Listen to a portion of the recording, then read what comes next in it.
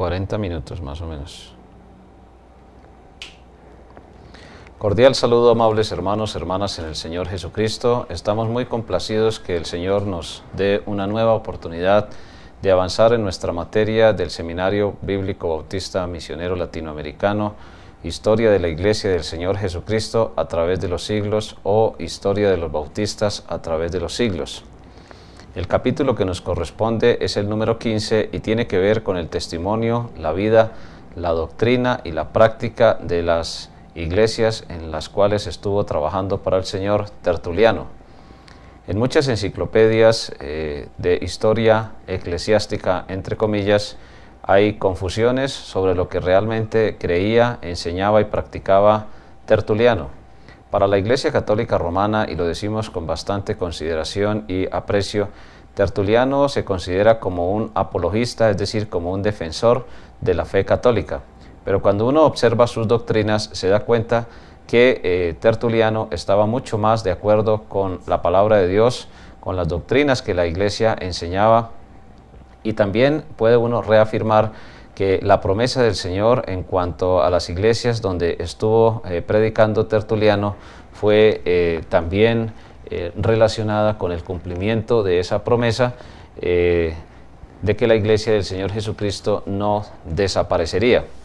Hay algunos datos biográficos en la vida de Tertuliano allí en el capítulo número 15 de nuestra lección, y son bastante válidos porque nos reafirman que al finalizar el siglo II, la Iglesia de Cristo seguía manteniendo la misma fe en cuanto a la doctrina, la misma práctica, el mismo orden y de hecho también la misma autoridad de iglesia a iglesia.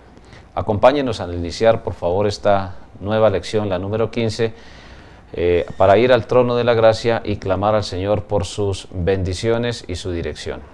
Padre nuestro que estás en los cielos, una vez más estamos reunidos aquí en este estudio, retransmitiendo estas enseñanzas de tu palabra en esta materia que tiene que ver con el cumplimiento de tu promesa de que tu iglesia jamás desaparecería. Gracias te damos por las bendiciones recibidas, incluimos las necesidades de las personas que nos acompañan y te damos gracias por las nuevas personas que se han ido añadiendo al estudio y a la meditación de tu palabra a través de estas proyecciones de video. Rogamos, Señor, tu bendición en el desarrollo de esta lección, que no sean nuestras palabras, sino las tuyas, de acuerdo a lo que tú tienes inspirado en tu palabra. En Cristo Jesús. Amén. Tertuliano, entonces, se puede considerar desde el punto de vista bíblico, desde el punto de vista de la voluntad del Señor, como uno de los grandes expositores y predicadores de la sana doctrina. Hubo varias etapas en la vida de Tertuliano. Nos vamos a detener solamente en la etapa en la que él profesó la sana doctrina.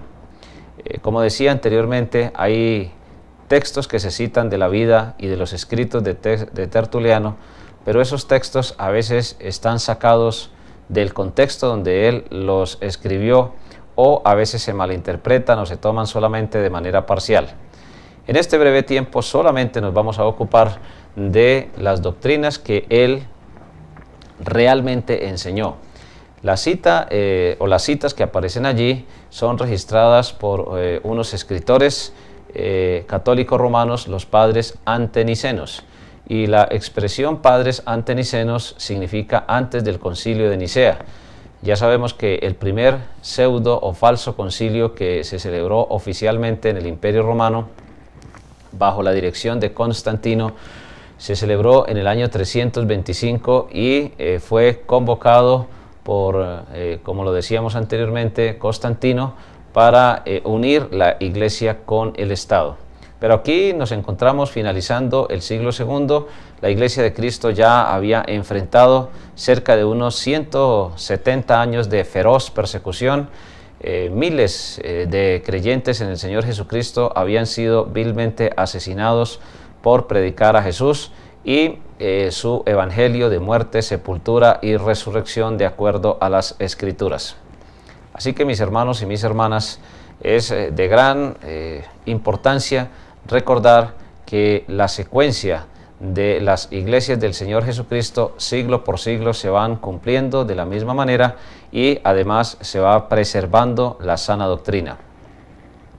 ¿Cuáles fueron entonces las principales doctrinas que enseñó Tertuliano? La primera de ellas que se menciona allí es como la palabra de Dios, la Biblia, única regla de fe y no la tradición.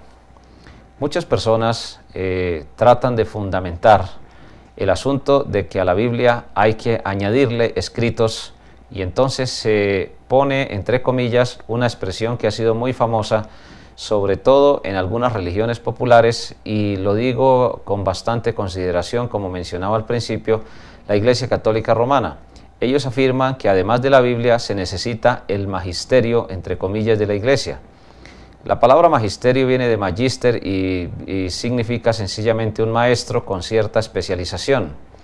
Pues muchos escritos se han añadido a la Biblia tratando de explicarla, tratando de comprenderla y tratando de aclarar o de incluir enseñanzas que ella no tiene. ¿En qué se basan? Se basan principalmente en la finalización del Evangelio según San Juan. En la finalización del Evangelio según San Juan vamos a estudiar una mala interpretación de ese texto bíblico que nos registra en Juan capítulo número 21. Por favor, vamos a ir a Juan capítulo 21 en el verso número 24.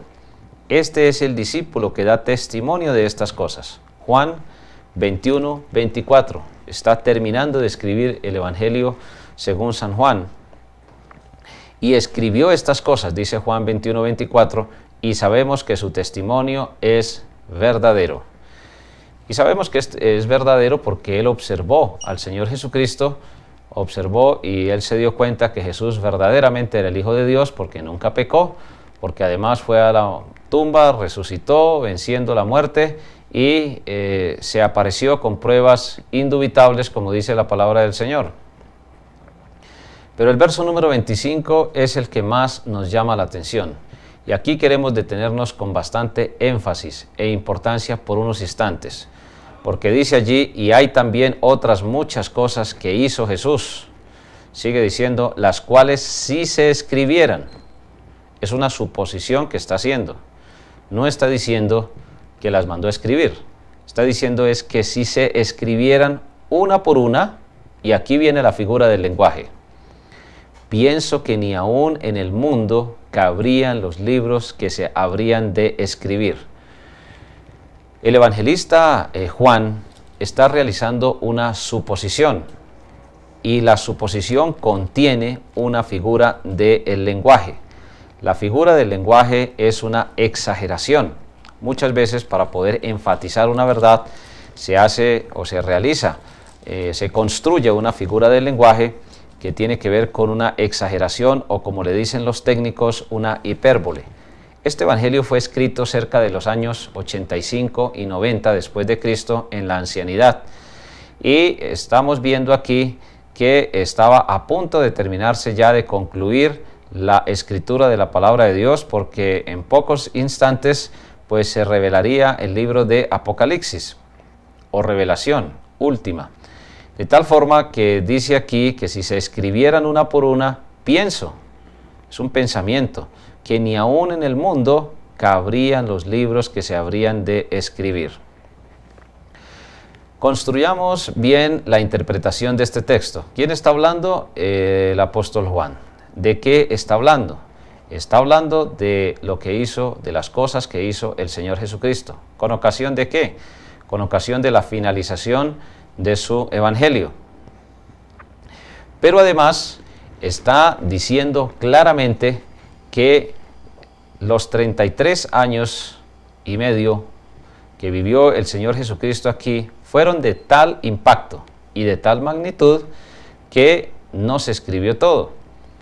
Pero vamos a suponer que se hubiera escrito día por día lo que hizo el Señor Jesucristo. Si se hubiera escrito día por día lo que hizo el Señor Jesucristo, podemos multiplicar 365 días y podemos multiplicar por 33 años. Eso realmente nos daría una cifra que no es exagerada. Pero lo que sí podemos notar es que cuando dice que ni aún en el mundo cabrían los libros que se habrían de escribir, entonces estamos encontrando es solamente una figura del lenguaje, una hipérbole, una exageración. Hermanos y hermanas, aquí la palabra mundo es cosmos y tiene que ver con todo lo creado. La realidad es que no se necesita hacer mucho esfuerzo para ver que este texto no sirve para justificar lo que se denomina comúnmente el famoso magisterio de la Iglesia, porque, entre comillas, realmente los 33 años y medio del ministerio personal del Señor Jesucristo se registraron por medio de los evangelios en un resumen bastante concreto y muy edificante sobre lo que Él quería que nosotros supiéramos. Evidentemente muchas cosas no se escribieron, y si no se escribieron fue sencillamente porque Dios no permitió que se escribieran y no lo necesitábamos. Lo que necesitamos para llegar a la salvación por medio del arrepentimiento y de la fe en Cristo, ahí lo tenemos completo. Está la doctrina de la salvación, de pasta a pasta en la palabra de Dios, los 66 libros, desde Génesis hasta Apocalipsis, todos apuntan a Cristo, primero en la promesa, después cuando vino, y luego finalmente cuando regresará a triunfar victorioso sobre el mal. De hecho, entonces, lo que podemos nosotros deducir es que en ningún momento está autorizando Dios que su palabra iría a quedar incompleta y que se necesitaría añadir otros escritos para explicarla, interpretarla o comprenderla. Son famosas las visiones y revelaciones, por ejemplo de Mahoma, por ejemplo de Constantino, por ejemplo de varios religiosos del siglo XIX, algunos de ellos que originaron grandes religiones que hoy en día se autoproclaman ser la Iglesia de Jesucristo, añadiéndole a la Escritura textos que supuestamente van a ayudar a la interpretación. De ninguna manera. Por eso dice la palabra de Dios que toda la Escritura es inspirada. Cuando dice toda, está dando a entender que ya está concluida, que ya está terminada, que no se necesita ni añadirle ni se necesita quitarle. Y la palabra inspirar significa motivar, alentar, animar. El texto original dice soplada, es decir, transmitida por Dios.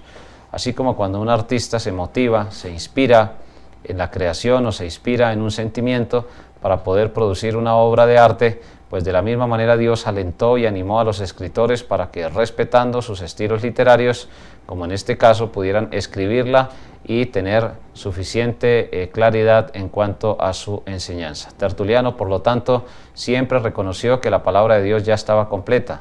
Hoy no se necesitan revelaciones, ni visiones, ni sueños, ni se necesita hablar en lenguas, ni se necesitan los dones apostólicos. Ya sabemos que fueron señales de apóstol y que mientras estuvieron vivos los apóstoles, pues ya no se necesitó, después de que ellos murieron, ya no se necesitó más ese tipo de señales, milagros, sanidades y prodigios. Cuando venga lo perfecto, lo hemos estudiado en varias oportunidades en 1 Corintios 13, desde los versos 8 hasta finalizar el capítulo número 13, allí mismo en el verso 13 dice que ahora permanecen la fe, la esperanza y el amor. Todos los demás dones que hoy Dios nos da dependen de la fe, la esperanza y el amor. Servir, predicar, enseñar, cantar, alentar, animar, exhortar. Cualquiera de esos dones son sencillamente derivaciones o resultados de la fe, la esperanza y el amor. Pero ya no existiendo los apóstoles, la palabra de Dios quedó completamente confirmada y ya no lo necesitamos. Por eso el libro de Hebreos en el capítulo 1, versos 1 y 2, claramente se nos dice que Dios, habiendo hablado en otro tiempo y a nuestros padres por los profetas, ahora en este último tiempo nos ha hablado por el Hijo. Y nos habló por el Hijo la última vez directamente al evangelista Juan en la isla de Patmos, revelándole y dándole a conocer el libro de Apocalipsis. Ya no necesitamos que Jesús se nos aparezca en sueños, ni en visiones, ni en revelaciones, ni se necesita ningún tipo de manifestación natural, porque la palabra de Dios está completa, escrita, confirmada por las señales de los apóstoles. Las señales de los apóstoles autenticaron la palabra de Dios. Hoy no se necesita volver a autenticar la palabra de Dios por medio de hablar en lenguas, sanidades, señales o milagros. Es bueno resaltar esto porque Tertuliano era un hombre que en ningún momento autorizó, por ejemplo, o como líder o como pastor o siervo de Dios en su iglesia, no encontramos por ninguna otra parte ninguna otra enseñanza, relacionada con que se necesitara algo adicional de la palabra del Señor. Todo lo contrario, fue bastante escéptico en cuanto a la falsa ciencia de su época. Algunos le acusan de que no quería tener ningún tipo de conocimiento adicional a la palabra de Dios.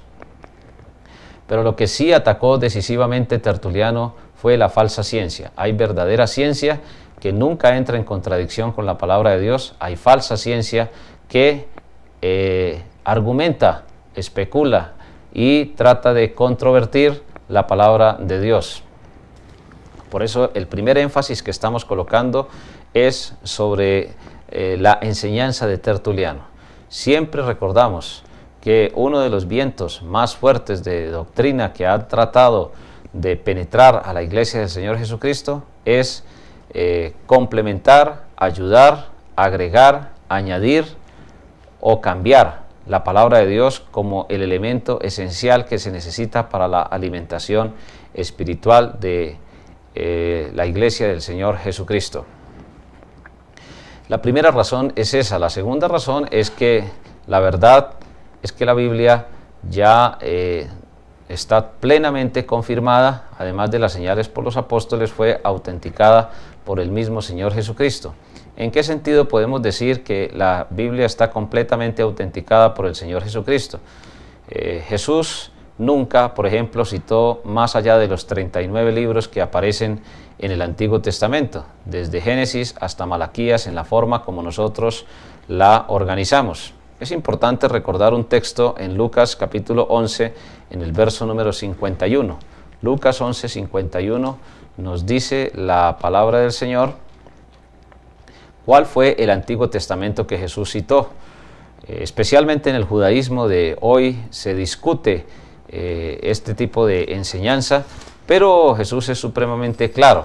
Vamos a ir por favor a nuestras Biblias en Lucas 11, desde el verso número 50, dice: para que se demande de esta generación la sangre de todos los profetas que se ha derramado desde la fundación del mundo. Y ahí estamos hablando claramente que en el verso 51 Jesús explica: desde la sangre de Abel hasta la sangre de Zacarías, que murió entre el altar y el templo, sí os digo que será demandada de esta generación. ¿Cuál tipo de enseñanza está Jesús? ¿A qué tipo de enseñanza o qué libros de la Biblia está citando el Señor Jesucristo? Está citando los 39 libros, del Antiguo Testamento, que se denominan aquí de esta manera, desde Abel. Ya sabemos que Abel fue el primer mártir por haber ofrecido un sacrificio a Dios con fe, creyendo que Jesús iría a venir a morir también por los pecados de él. Caín, su propio hermano, le propinó la muerte, y entonces Jesús cita este caso, desde la sangre de Abel hasta la sangre de Zacarías, que murió entre el altar y el templo. Hermanos y hermanas, lo que podemos ver es que Jesús autenticó el Antiguo Testamento, pero autenticó los 39 libros, no autenticó 46, ni tampoco autenticó 48, ni en algunos casos 51, como aparecen en algunas traducciones de algunas Biblias. No. Lo que claramente podemos ver aquí es que el Señor Jesucristo jamás citó ningún otro tipo de Antiguo Testamento que al que acabamos de referirnos. Una prueba de esto la encontramos allí mismo en el Evangelio según San Lucas, en el capítulo número 4, cuando Jesús se sienta en el templo, o mejor en la sinagoga, y empieza a enseñar que en él se estaba cumpliendo la profecía. Dice en Lucas capítulo 4, en el verso número 14, dice que Jesús volvió en el poder del Espíritu a Galilea y se difundió su fama por toda la tierra de alrededor. Y enseñaba en las sinagogas de ellos y era glorificado por todos. Vino a Nazaret, donde se había criado, en el día de reposo, entró en la sinagoga conforme a la costumbre y se levantó a leer. Ya sabemos que la sinagoga era una especie de célula familiar ampliada que se originó en la cautividad babilónica y que era una forma complementaria del templo en cuanto a la enseñanza. Los judíos iban al templo y oficialmente lo hacían por lo menos una vez al año para ofrecer los sacrificios y presentar las ofrendas al Señor, pero en las sinagogas lo hacían periódicamente, sobre todo después de la cautividad en Babilonia, cuando el templo fue clausurado, arrasado y destruido, y luego entonces los judíos necesitaron congregarse. Por eso dice aquí que Jesús leyó en el verso 17, se le dio el libro del profeta Isaías. Jesús jamás citó Macabeos, ni primera ni segunda de Macabeos, ni Tobías, ni Esther, ni Judith, ni Eclesiástico, ni Sabiduría. Son libros añadidos. Se le conoce como apócrifos o de dudosa procedencia. ¿Contienen historia? Sí, contienen historia, pero no podemos afirmar que sean inspirados porque muchas de sus doctrinas están en abierta contradicción con la palabra de Dios. Y esa abierta contradicción ya la mencionamos en una lección inmediatamente anterior, cuando hablamos a manera de ejemplo de el famoso, entre comillas, purgatorio que la Biblia jamás justifica, ni enseña, ni recomienda. El Espíritu del Señor, dice en el verso número 18, está sobre mí por cuanto me ha ungido para dar buenas nuevas a los pobres. Me ha enviado a sanar a los quebrantados de corazón, a pregonar libertad a los cautivos y vista a los ciegos. No está hablando solamente en sentido físico. A poner en libertad a los oprimidos, a predicar el año agradable del Señor. Y luego en el verso número 21 dice que comenzó a decirles, hoy se ha cumplido esta escritura delante de vosotros. Jesús citó solamente los 39 libros que hemos mencionado ya desde Génesis hasta Malaquías. Claro, la organización de ellos era diferente. La Biblia de ellos estaba organizada de tal manera que terminaba en Zacarías y no en Malaquías como la hemos organizado nosotros en español. Pero son asuntos más de forma que de fondo. Lo importante era que Jesús citaba solamente esa porción de la palabra de Dios para demostrar que solamente esa parte era inspirada. Por eso, en este momento, cuando Tertuliano, más allá del año 160, 180, nace en el 160 y empieza a crecer para luego llegar finalmente a la conversión y testificar de la sana doctrina del Señor Jesucristo a través de su iglesia. La verdad es que son argumentos interpretativos de los hechos. El hecho es que Tertuliano predicó que solamente la palabra de Dios servía como fundamento para la edificación espiritual. ¿Cómo entonces pretender, por ejemplo, que el catolicismo romano argumenta que Tertuliano fue uno de sus apologistas o defensores de la fe, cuando hoy lo que encontramos es grandes cantidades de enseñanzas adicionales a la palabra de Dios, algunas de ellas en abierta contradicción a la verdad que nos enseña Dios en su palabra? La realidad es que se pueden hacer acomodaciones históricas y puede uno decir que sencillamente Tertuliano conocía una parte y que después con los escritos se aclaró lo que él necesitaba conocer. Pero la cruda realidad es que cuando Jesús le dice a su iglesia, id por todo el mundo, haced discípulos, bautizándolos, enseñándoles todo lo que yo os he mandado. No está autorizando Jesús ninguna añadidura, ni tampoco está autorizando que se le quite a la palabra de Dios. Solamente lo que Jesús está autorizando es que se enseñe su perfecta, completa y santa voluntad. Y esa la encontramos en la palabra de Dios, correctamente trazada, plenamente confirmada, y para recordar que es útil para enseñar, para redarguir, es decir, para demostrar nuestra culpabilidad, para corregir, instruir al hombre de Dios, al creyente, también a la mujer, porque está ahí hablando en sentido general de ser humano, a fin de que seamos totalmente maduros, es decir, perfectos, dice la Biblia, enteramente preparados para toda buena obra. El segundo elemento que es importante resaltar en cuanto a la libertad religiosa, lo encontramos ahí en el punto número 3, y no nos vamos a detener en la doctrina de la perpetuidad de la Iglesia, porque ya lo hemos mencionado con bastante autoridad. Cartago era una ciudad bien importante. La imagen que vamos a observar a continuación nos ayuda a mirar que realmente el sitio donde nació Tertuliano era de gran significación en ese momento en el desarrollo político, económico y social del Imperio Romano.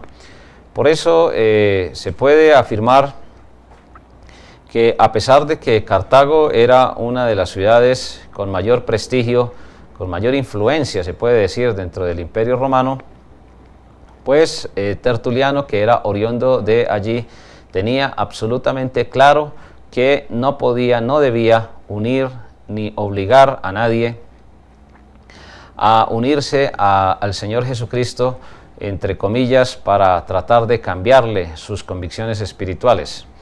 La libertad religiosa, es decir, la separación entre la Iglesia y el Estado. Hay que recordar que, en cierto modo, el Imperio Romano presionaba de una y de otra manera a través de los impuestos, a través de los prestigios que se les daban a las ciudades. Había ciudades que eran calificadas como colonias por su culto al emperador, y el culto al emperador no era tanto algo como espiritual, aunque tenía sus elementos, pero el énfasis estaba principalmente en la fidelidad al Imperio Romano. El Imperio Romano se había asegurado una fortaleza tan sólida que nadie se atrevía a discutirle su poderío, y frente a ese paradigma, frente a esa enseñanza, frente a esa fortaleza, pues Roma se aseguraba que sus ciudades tuvieran suficiente conexión con el eje central que giraba alrededor de la ciudad de Roma. Por eso la ciudad de Cartago tenía su importancia, muy meritoria, pero que Tertuliano no quiso en ningún momento explotar para tratar de llevar a las personas habitantes y contemporáneos de su ciudad hacia el cristianismo. Todo lo contrario, se predicaba para que las personas voluntariamente llegaran a arrepentirse, llegaran a creer en el Señor Jesucristo como único, suficiente Salvador personal. Amados hermanos, hermanas en el Señor Jesucristo, es muy claro que la separación entre la Iglesia y el Estado, cuando el Estado influye, financia, induce, obliga a través de los impuestos, a través de leyes humanas, a que una persona asuma una fe supuestamente cristiana, pues sencillamente se está equivocando seriamente, porque una cosa son las autoridades humanas. Se necesitan las autoridades humanas, evidentemente. Nosotros sabemos que la Biblia sí nos enseña que la justicia del ser humano es como un trapo de inmundicia, pero aún así se necesita algo de justicia humana para que haya algo de orden, mientras el Señor regresa a establecer su reino, como ya lo hemos mencionado en anteriores oportunidades. Ahora nos vemos forzados un poco a mencionarlo, porque una de las doctrinas en que más hizo énfasis Tertuliano desde el punto de vista histórico fue en la libertad espiritual, mejor por decirlo de esa manera.